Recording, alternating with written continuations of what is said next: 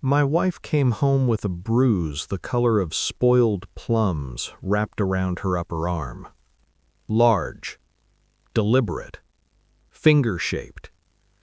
She dropped her keys too loudly, laughed too quickly. Her smile arrived before her eyes did.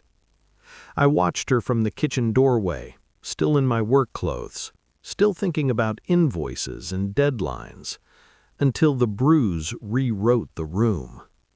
"What happened?" I asked. She froze for half a second. That was all. A fracture only someone who knows her breathing would catch. Then she smiled. Forced. Polite. Useless.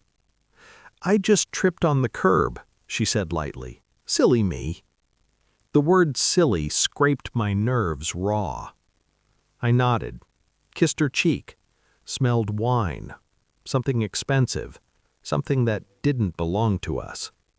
She went to shower. I stood there, staring at the counter, at the faint indentation where her phone had been resting face down. My chest didn't tighten. It hollowed. I took my phone and stepped onto the balcony. One call. He answered on the second ring. "Yeah?" "This is her husband." A pause, then laughter, wet, confident. "So what?" he said. "I touched her. What you gonna do about it?" I said nothing. I quietly hung up. Then I made one call. I didn't sleep that night. Not because I was angry. Anger burns fast, leaves ash. This was colder. She lay beside me, breathing evenly, her arm carefully turned away from my view, a practiced angle, muscle memory learned somewhere I wasn't invited. I stared at the ceiling and listened to my thoughts organize themselves. Lunch with her boss had become routine over the past 6 months. Always networking, always places I'd never afford on my salary. She came home glowing, energized, speaking in half sentences that never included me. I'd ignored it, because trust is easier than truth. The bruise changed that. It told me something words couldn't. Consent and fear can look identical until they're pressed too hard. In the morning she wore long sleeves, summer heat be damned. She kissed me goodbye like a habit she was trying not to forget.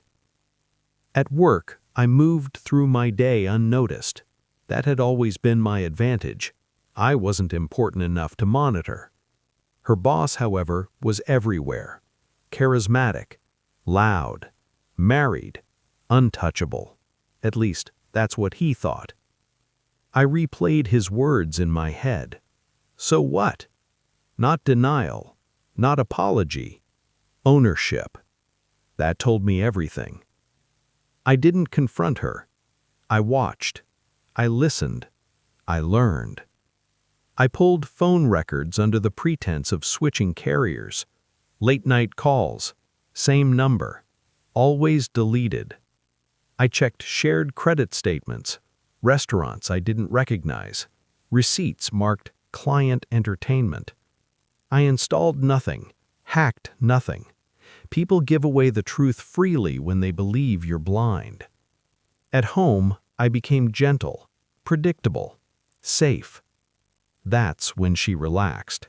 That's when she slipped. She started flinching when her phone buzzed, started dressing differently, started rehearsing lies in the mirror, lips moving silently before bed.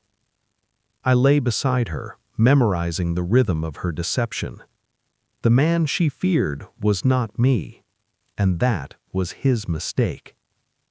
The call I made went to someone who owed me a favor from a previous life, a man who specialized in consequences that didn't leave fingerprints.